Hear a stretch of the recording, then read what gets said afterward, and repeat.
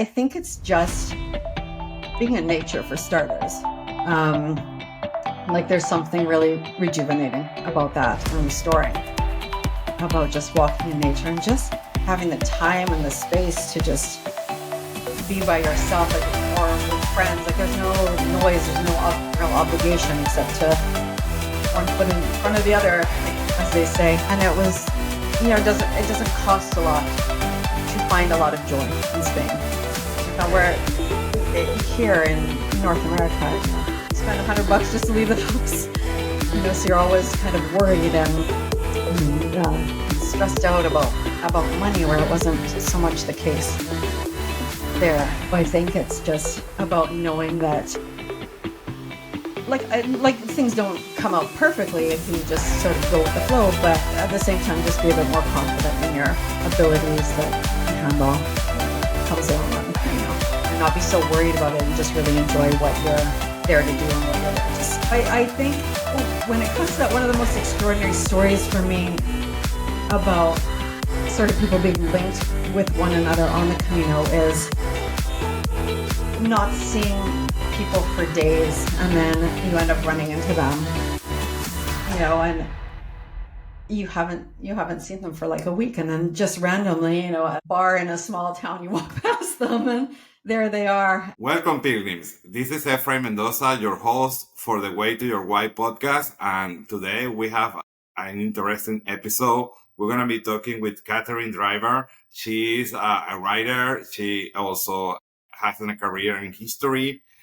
She worked also for the city in Vancouver. And we're going to be talking about different topics. And then on top of that, she has walked 2 Caminos, and then also she lived in Spain for a couple of years. So welcome, Catherine. How are you doing today? Thank you, Efraim. I'm so excited to be here and talk to you. Okay. Thank you for being here. Thank you. The first question that comes to my mind is, when you were studying at the university and that you studied history, and you learned about the Cathedral of Santiago, correct? That's correct. I did my undergraduate degree in art history, and I remember it was my first year there, and we learned about the cathedral. And, at the time I was 17, 18, so I was like, oh, that's very pretty. I didn't really critically think too much about it at that age. I don't remember how I learned about the Camino itself, but I always remember having that cathedral in the back of my mind for some reason. I don't remember a ton about my art history studies because it was a very long time ago, but something about the cathedral always stuck with me. So okay. I think it was destined from a very young age. And probably that was the seed that you have on your mind. Absolutely. To make you do more research about it. Absolutely. Okay. And once time happens and then you start knowing more about the Camino. You remember how was that time? I don't remember. I often think to myself, like, what was the first thing that I learned about the Camino? And I can't remember what it was, but I do remember for many years wanting to do the walk and talking to friends about that being a dream of mine to do one day. Okay. And sometimes, when we say these things, they don't materialize into anything, but eventually it did a couple of times. So, so yeah, I can't quite remember how I found out about the Camino, but I always thought it was a really cool idea. Okay, that's nice. How made you to take the decision? I'm going to be walking the Camino in 2 months. How was the decision? I think, well, I walked my friend says, that was my first Camino, just like many people. I think I had reached a point in my life, it was 2017, where I was just really tired of the grind of every day, just work, go home. And by that point, I had traveled by myself for many years, but I was getting to the point where 2 and 3 week vacations didn't feel quite enough for me. Like I came home and I was still kind of going through that exhaustion of not really having anything in my life that was particularly impactful. So I just kind of decided on a whim. I'm like, I have some savings. I'm just going to take a leave of absence from work. I Okay. took 3 months off and did my française as well as doing some other traveling as well. So it was just feeling that real tired and boredom that really inspired me that this was the time to go. Okay.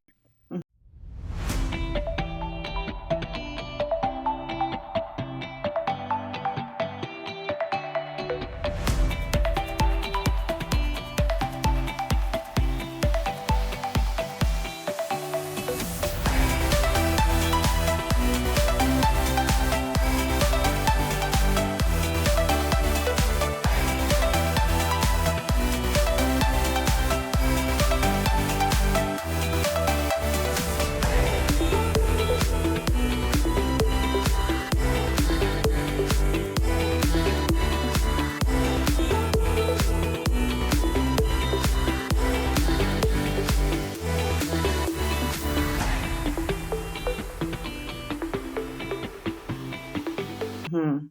And how long does it take you that first Camino? I walked it in 37 days, that Okay. one, and I took 3 rest days in Pamplona, Burgos, and Leon. Okay. But of course, I could have taken a rest day at every place along that Camino, but I didn't have the time, unfortunately. One day. Okay. What would you say that you can take a rest day on every part of the Camino? What would you say that?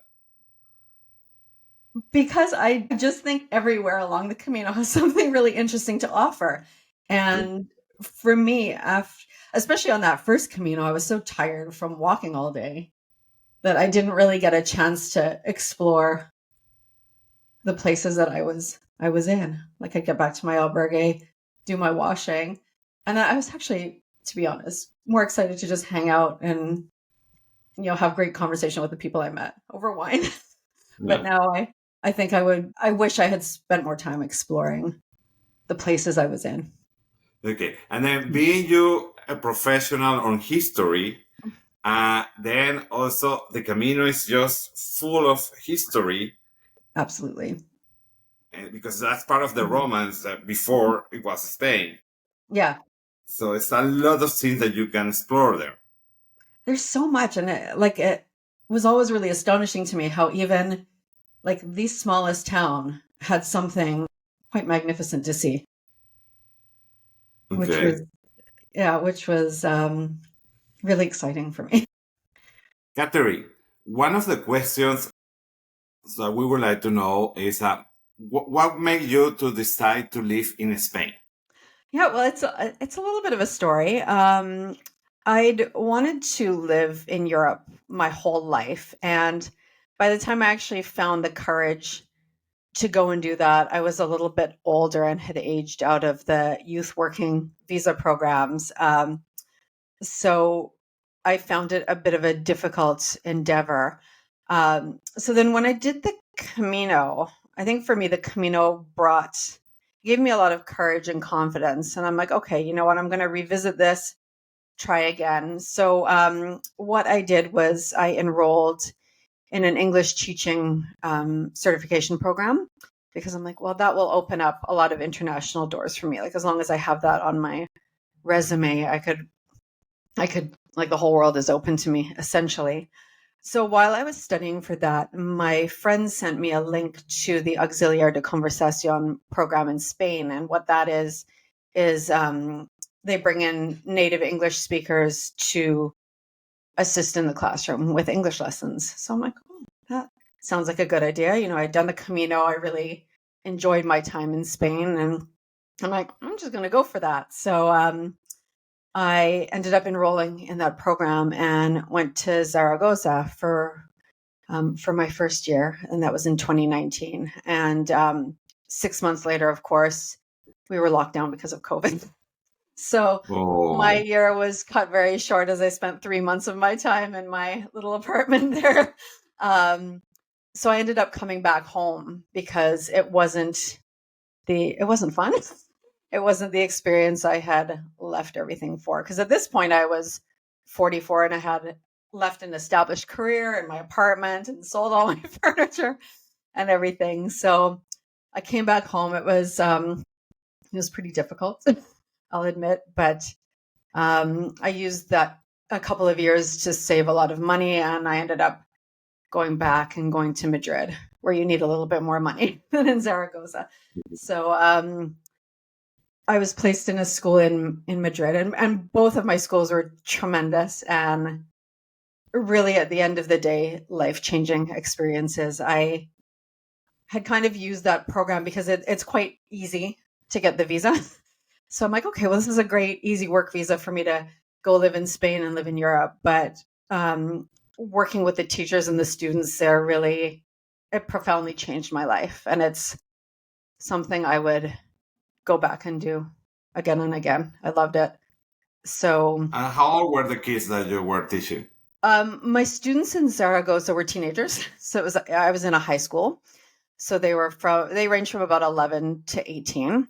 And then Okay. my ones in Madrid were little. They were primary school, so they ranged in age from about 7 to 11. My little Okay. babies, And what made you to remind those stories? So what made that you remind something that was really interesting at that time? Can you mention some of the interactions with the students? oh my gosh, I have a lot. My the students I kind of connected most with my little ones, because the little ones, of course, they love to talk to you and they kind of tell you everything. The teenagers don't really care too much, but one of my funniest stories was one of the grade 5 students. He actually was not my student. He was the brother of one of my students, but his English was phenomenal. And he was a child of the theater. Like, he loved theater, he loved performing. And one day he walked up to me in the cafeteria and he said, "Kat, you have dark circles under your eyes. You need concealer." And I'm like, where did this child is 10. I'm like, where did this come from? But then, of course, his background in the theater, it kind of Okay. makes sense. Or I just look like an old hag, one or the other. But they were just a joy to teach and get to know, and I miss those children every day. So I will Okay. certainly go back in the future. Okay. And outside of the classroom, how was the life in Zaragoza and in Madrid? Fantastic in both. I think for me, Zaragoza was a perfect place to go in the beginning, like to sort of get my feet wet for living in Spain, because it's a little bit of a smaller city. It's a lot smaller than Madrid. So I think it was just easier to sort of get my bearings and sort of work out the culture as well. Not a lot of English spoken there, so that was really great to sort of throw me into the fire with Spanish, because I did my first Camino with no Spanish. I went to Zaragoza with not much more than that, so it really forced me, which was Okay. what I wanted. I think with Zaragoza, for me, because I'm single, it was a little bit hard to make friends, because a lot of people there, it's a lot of families. So a lot of my peers are married with children. So that I found the biggest challenge, but like a super cool city, lots of fun things to do. Madrid is definitely my city. I think when I visited there, when I was living in Zaragoza, I felt an instant connection to it. And Okay. I think it just exceeded what I sort of already felt about the city living there. Like, it was an extraordinary place to live, like super busy, but still, all the neighborhoods have a real community feel. And I really enjoyed that about it. Like, in my neighborhood, I didn't even have to really know people, but you just see them everywhere. You see your neighbors all the time, and hello, hello, hola, hola. um, and I just found, even in a big capital city, my life felt so much less stressful. Like, just it's just a really relaxing lifestyle. Um, Nobody worries too much about anything, which Yeah, is the what I lifetime needed. is very relaxed in Yeah, general. I think the biggest challenge in Spain for me was just dealing with the bureaucracy and the government paperwork. Like that was always pretty stressful because you'll go to McDonald's and the workers there speak English if are having trouble ordering your quarter pounder, but when you go to the bank or the government office, like you are not getting one word of English from anybody to help you out. So you're really sort of on your own to muddle through that, and it's quite stressful if your Spanish isn't up to par like mine was. But the second time was a lot easier. But that was the toughest part about living there, I found. But Yeah. And then since you have been there a lot of times, Mhm. you have been almost 2 years that you live, Yeah, and then plus the two caminos that you walk. yeah. And how would you say that it's people with people from other countries? How they are over there? They treated you well. So how was that? Like how the Spaniards treated me. Yes. Very well. I never had any problems with anybody there. I found the people to be extremely warm and very affectionate and friendly. Um, but I think a big question with the Camino is like, do I need to know Spanish to walk the Camino? And no, you don't. Like when I walk, my friend says I had like hola and gracias, and that's it. Um, and it was a great experience. On my Primitivo, I was actually able to have conversations with people, and I noticed my experiences were very different because of that. Like I could see how the people were a little bit warmer with me because I'm like, no English, I'm just speaking Spanish. I don't want any help with any English. Like just force me to speak Spanish, and they were a lot more open with me than before when I was just like kind of, muddling along with my 3 words of Spanish. So, and I think it really changed my experience too, in that I was able to connect with the local people a lot more having that language. But of course, by no means is it mandatory, but it just enhanced my experience on the Camino because the Camino's really hard work because I was a hospitalera too. And I know that some pilgrims don't always behave very holy, and it's this constant grind of these transient people coming into these small towns. And I think just having that little bit of Spanish and really making an effort with the Camino workers goes a long way. But in terms of living there, I always had great experience with people, and they can tell I speak English up immediately, and they always wanted to practice their English with me, and very helpful with my Spanish. And I found the people very, very wonderful. So I think it's kind of hard to believe that now with all the stuff that's in the news about the anti-tourism protests and all of that that's going on in Spain. But I never experienced any hostility or even rude. I never even experienced any rudeness while I was there. So they were very wonderful. Yeah, and those protests are also because the news sometimes they like to Yeah. see specific spots that are happening, Yeah. and they are right now having issues with those Airbnb Yeah. that they Yes. say that they are taking, but those are more on the big cities like in Yeah. Madrid Yeah. and Barcelona, And that's and not fair. that much. Coming from a place that the cost of living is astronomical, Yeah, um, I feel for them. I do understand where they're coming from. yeah, In a yeah. little But bit. I believe also the government is trying to fix that. So Yeah, I don't know. yeah. That's what I read. Time will tell, and we'll Yes. see.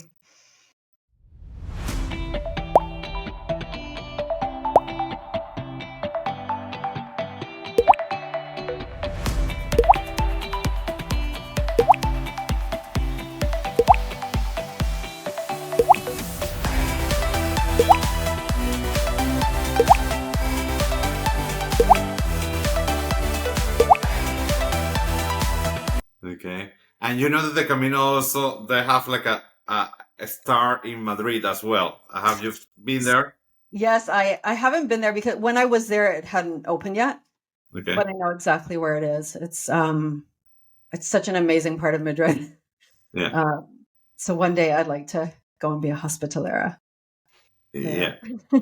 That would And be. it's amazing how the Camino has ramifications all around Europe. There's Yeah. connections from everywhere.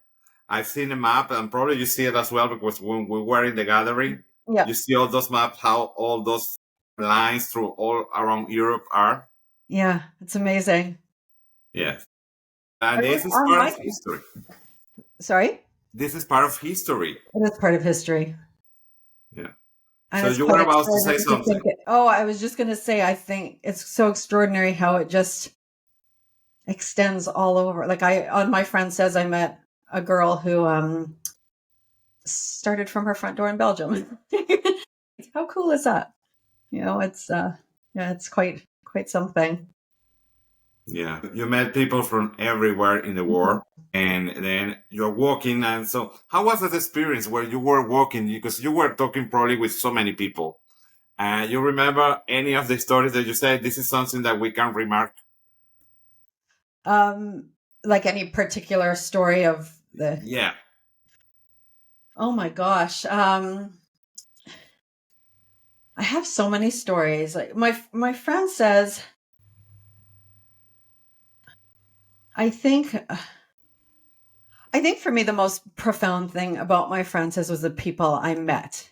And I truly believe that everybody that I met there are people that I was supposed to meet. Okay. Um, and I think, and all of us are still connected, which I was actually talking to one a couple of nights ago in Australia. And he's like, I can't believe it was 8 years ago. Okay. So I think when it comes to that, one of the most extraordinary stories for me about sort of people being linked with one another on the Camino is not seeing people for days and then you end up running into them, and you haven't seen them for like a week, and then just randomly, at a bar in a small town, you walk past them and there they are. And I think one of the great things I remember about being in Santiago is there was a group of them that I felt like I didn't really get to say a proper goodbye. And a few months later, we were all in London at the same time together. And these are people from Australia, England, Canada. So we all met. And like, how random is that we'd all be somewhere at the same time, a couple of months after we finished the Camino. Yeah. I have one of the first people that I interview that I have in the podcast. She is an artisan from the Camino. Mm-hmm. And she mentioned on one of the questions that she was responding that she said, I feel something like that. She said, I feel so happy that I feel that I'm working every day of my life. I'm working with people that for them is the best day of their life. Mm-hmm. And how do you think that people, when they're working the Camino, feel like that? What would you say? Like, why they feel like that? Yes. I think, well, for me anyway, I think even my worst day on the Camino, it's like still a really great day for me. My Primitivo was really hard, but I still loved being out there. I think it's just being in nature for starters. Like there's something really rejuvenating about that and restoring about just walking in nature and just having the time and the space to just be by yourself, like, or with friends. Like there's no noise, there's no real obligation except to put one foot in front of the other, like, as they say. So I think that's like, people just feel good. Like, Okay. I notice that how I feel so different when I'm home in the city and working every day, and like I don't feel well. And I think on the Camino, you just, all of that is stripped away, and you feel good. And that's why most people are happy on the Camino. Most of the time. Yeah. Even if they are feeling physical pain, they are Yeah. still happy. Yeah. Yeah.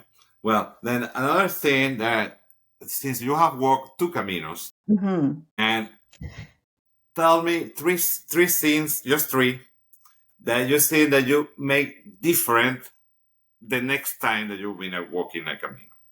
3 things I'd do differently the next time I walk the Camino. I think if I did the Primitivo, I'd do it in July or August because we got a lot of rain at the end of September. And that was really, really hard for me. Okay. I mean, I'm from Vancouver, like one of the rainiest places in the world, but it was downpours and I found that really difficult. So I think if I were to choose that route again, I would walk in the like in the dead of summer.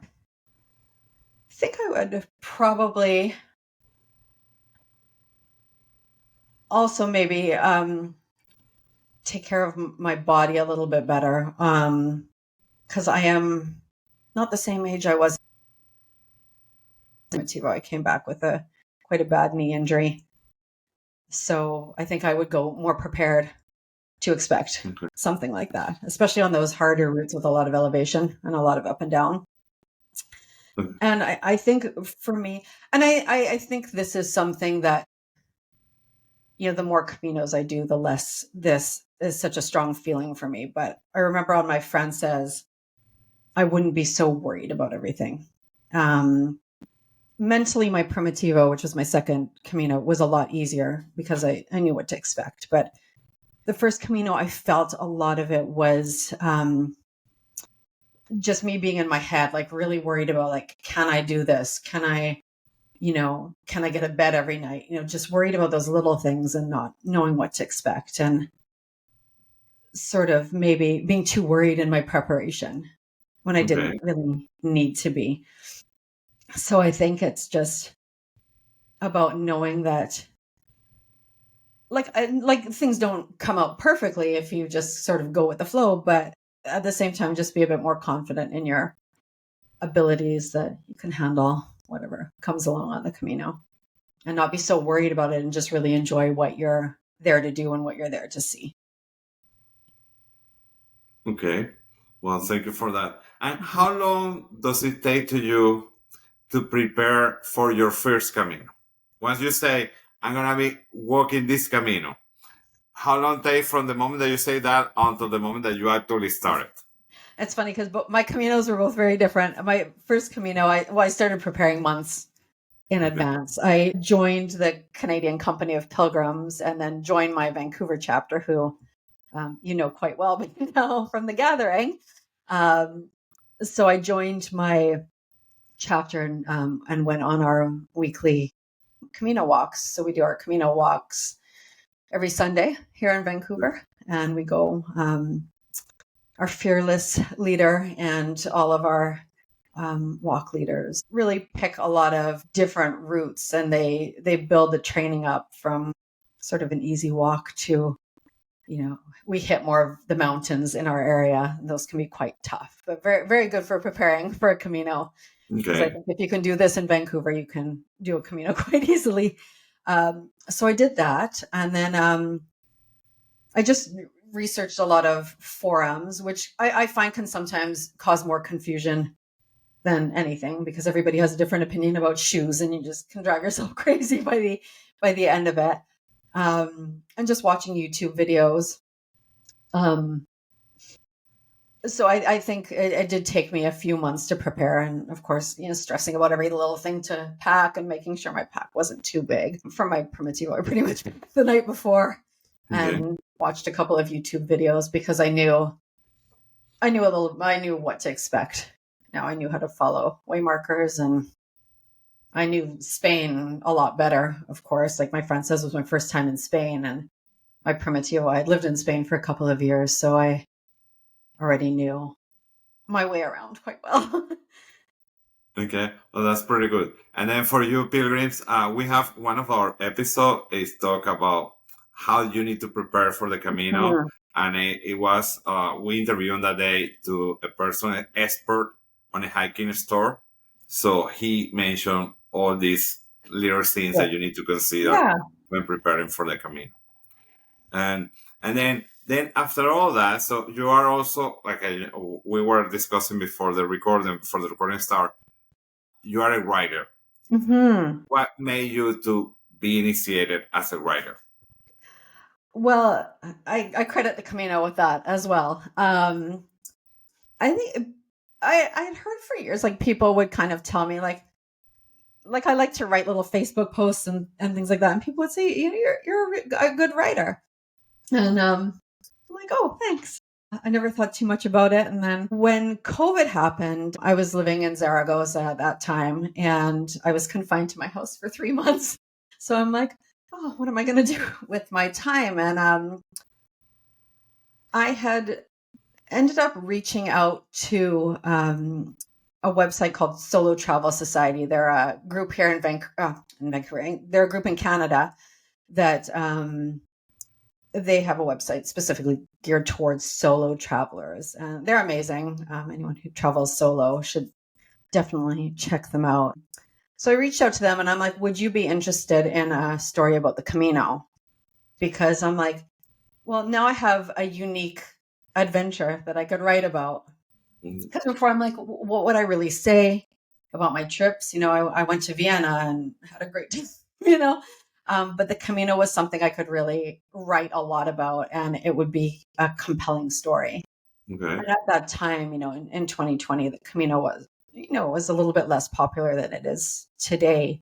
So I thought that would be something that would be interesting to their readers, and they're like, absolutely, sure. And I think that that's what really kickstarted my writing. And I just, you know, after the success of that article, I just kept putting my work out there and just trying to find some interesting angles to write about with regards to the trips I'd taken and the adventures I had. And coming from a solo female perspective, you know, I thought that that would be really helpful to people, because a lot of my friends are like, I could never just go off by myself like that. And I'm like, sure you can, you know, if I can do it, anybody can do it.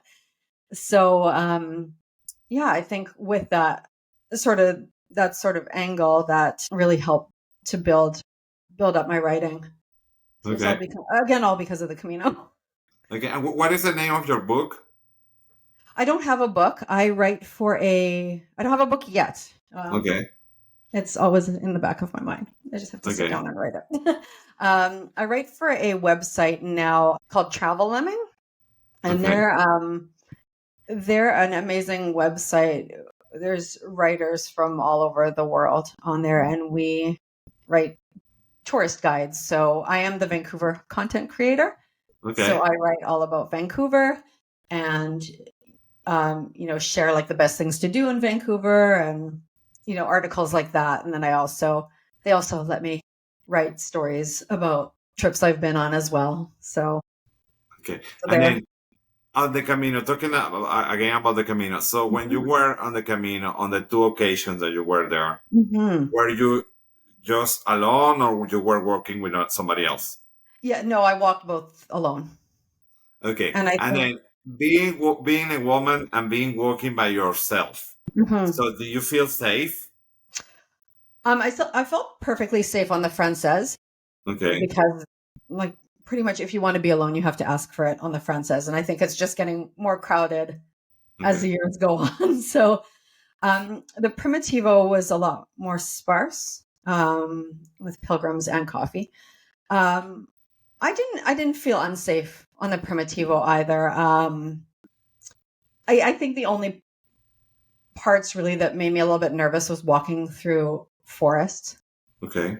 And oh, I remember walking into Lugo through this forest, and the day was dismal, and it just felt really just creepy, and I was tired, and everything was in pain, and I'm just like, I don't like the way this feels. And so I just kind of booted it through there. But I've never felt unsafe. Like if somebody kind of approaches me that makes me feel uncomfortable, I just move on. I don't really have too many worries about just moving along, even if it comes off a bit rude. If I don't feel right about a situation, I Yeah. just get going. But I would never discourage anybody from doing it by themselves. I think, in fact, I think it's a fantastic way to do Yeah. the Camino. Yeah. We say that to the people also as well, that is very safe to walk the Camino. Well, of course, always you have to have your common sense. Of Don't course. do anything that you're gonna do where you live, for example, because it's just as a precaution. But I had a situation on the Primitivo where I was one of the sunny days. I was just really enjoying myself, and I missed two way markers. And a man drove up next to me in a car, and I was like, "Oh, what's going on?" He was just pointing me back to the trail. So the locals are always kind of keeping their eye out for you, which is really, really nice, because you kind of think they'd just be like, "Oh, stupid pilgrim. I'm gonna just let her walk on and see where she ends up." But he redirected me back, and Yeah, and nowadays it's very difficult to get lost in the yes, Camino. And if you yeah, get lost, it's because you are distracted. But yeah, then, like you mentioned, yeah, somebody else is gonna tell you, "Well, it's not this way. You need to go to no, the other way." exactly. So Yeah. yeah, he saved my life that day. Well, and all that because you are also working and you work for the city. Hmm. And I imagine that being working in a city or on a corporate level, you have a lot of interaction with different people, different Yeah. departments, etc. All that you have learned through the Camino have been helping on your work or have not at all? Um, I think a little bit. I don't. I try not to take things so seriously at work anymore, and my boss actually loves it. I walk the Camino. Like, he was so excited. I think it's something that he wants to do as well, which is pretty cool. Um, but yeah, I just think, and I think for me too, the Camino also, it helped me not worry so much maybe about my future, and not be so kind of focused on that corporate career, because like, for me, I am back in Vancouver for family reasons, and eventually my life will take me back to Spain for sure. Okay. So I think now I have a bit of a different perspective in my corporate work, that it's not going to be the rest of my life. Okay. Like, I enjoy where I am, but like, I'm not so serious about it anymore and so stressed out about it. And I think at one point before the Camino, I sort of felt hopeless and trapped in that corporate uh, kind of world, and it just doesn't hold the same level of importance for me anymore. I hope nobody fires me for saying that. I still go to work and work hard. For me, it's not going to be my whole life Mm. anymore, if that kind of makes sense. Yeah, but what I see, and this is because I'm being involved, like it's like the Camino put a seat on you, Yeah, and they it does. say you now are gonna be part of the Camino, Yeah, and then you start trying to also convince other people that have not walked the Camino to tell about that, yeah, and then being the experience that I've been having with the travel agency that we founded for almost 2 years. And the podcast born because there is too much information around the Camino yeah. that is, and there is, that there is plenty of information. There are information that is very, very good. Hmm. There is another one that is so, and Yeah, another one that is more confusing that try to help. yeah, So I said, let's put something that we can help with people that has been touched by the Camino, yeah, and they are going to be the one telling the story. Not me, not us. So it's everybody that come yeah, here to the interview. yeah, And when you talk about that, you can translate all that to your life, your yeah. routine life, and that may you help you. So for me, I have not Mhm. been more happier than I am in my previous jobs Yeah, until now. yeah, And I work for very, very good companies. I have very, very good mhm, bosses yeah, and very professional team that I work with. And but then what's something like a missing when you relate those steps with the Camino is something totally different. it's so true. And I think my time spent in Spain when I was teaching, I was making like no money. The salary was so bad. But I'd never been happier in my life. And I yeah, and again, I think it's because I actually live one block off the Camino Madrid. So I think that, yeah, there's that sort of Camino all around me when I'm there, that magic or spirit of it. And I really had never been happier or felt more like I was in the flow of my life than when I was there. And yeah, I miss it tremendously. Yeah, yeah. Now that you mentioned that you would like at some point to be back in Spain, Yeah. well, you know that because you lived there 2 years, you know that the Mm. Spaniards they don't worry about anything. I don't worry about anything. They just live their life. They do not have money, but they are still happy. And I found like it's just about, I think I loved it so much because finding joy there was so simple. Like I would go down to my plaza every night after school, I'd have my glass of wine and sit there for 3 hours, and I was never happier. Like I loved it. And it was, it doesn't cost a lot to find a lot of joy in Spain. Yeah. I found where here in North America, spend $100 just to leave the house, so you're always kind of worried and stressed out about money, where it wasn't so much the case Yeah. there. And they have a lot of free things too, which I really appreciated. Like, Yeah, and no one is yesterday weekend. hurrying you up. No one is hurrying you up on the No, when you are sitting in a restaurant. no, So the no, waiter is not pushing you and leave you the bill for you to leave. And no. at least in the US, it's like that. So once you Same. finish eating, they bring you the bill. I know my friend came to visit me in Spain, and I think that's one of the things she loved the most. And every time we go out here, right, this would never happen in Spain. Like we could sit here for 6 hours and hang out, and nobody's bringing the bill. So it's Yeah, true. one of the reasons as well for that is because over there they have a salary. So the waiter has a Yes. salary. Hmm. You can leave tips as well, but they have already Yeah, their money safe, the exactly. minimum at least. But here in the US at least, Yeah, I believe the minimum is $2.50. yeah, And then if they don't make tips, they yeah, do not make money. exactly. So yes. So Yeah. and then talking again about the Spaniards, they are so calm that recently I went there, and when I was walking the coastal Portuguese Camino Mm. in May, during last April or May, that when the power went out and the whole Spain. Oh, you were there for that. Yeah. Yes, and you cannot imagine. This is well, I understand it because I see that with my own eyes. Yeah. But they were so happy, nothing is Yeah. Okay. happening. At the restaurant were full of people eating, like, having tapas, Oh, yeah. wine, even during the night. That was not even one, just lanterns, not, or the cell phone, like you have battery, but the Yeah. cell phone didn't work either to make calls because No, there to my was no calls, I service. know. And people were just having fun. And that was amazing. Few people were a little worried. Well, this is happening. Something strange happening.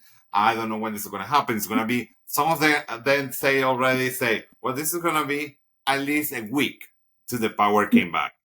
And they were so worried about that. They say, no, that's not going to happen like that. Just live the moment. And Yeah. the power came back like probably 7 hours after that. So, Yeah. I know it wasn't too long. yeah. Yeah, I remember I was watching Instagram footage of that. It's like, oh my gosh. And I messaged my colleagues back at the school, and I'm like, I bet the kids just went crazy over that. They're like, yeah. Yeah. Well, That's and the we're memory, I getting to guess. we're getting to the end of the conversation. It has been really nice being talking to you. But Oh, before you leaving, too. It's been so much fun. I would like to know what would be your final advice to someone that is thinking on the Camino but haven't taken the decision yet.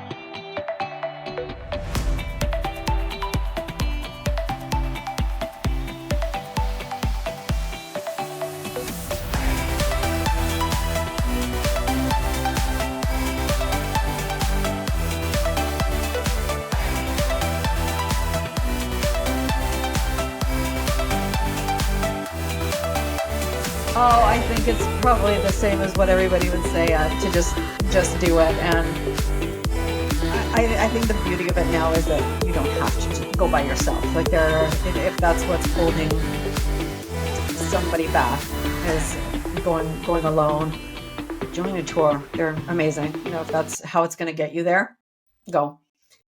And don't wait for anybody to go. Just do it. Take the time off. The money will come back eventually. and just go. I think that's. I think also is, don't go with like these big expectations that these amazing things are going to happen on the Camino. I think a lot of it is what happens when you get back. I think that's where the real Camino magic shows its face. Absolutely true. Just do it. Well, thank you very much, Catherine, for your time today, and pilgrims. That was amazing. Pilgrims for you, thank you as well for watching our episode today. And please keep adding your comments to the comment sections. That way we know what other topics you like that we cover. And then have a buen camino, everyone. Buen camino.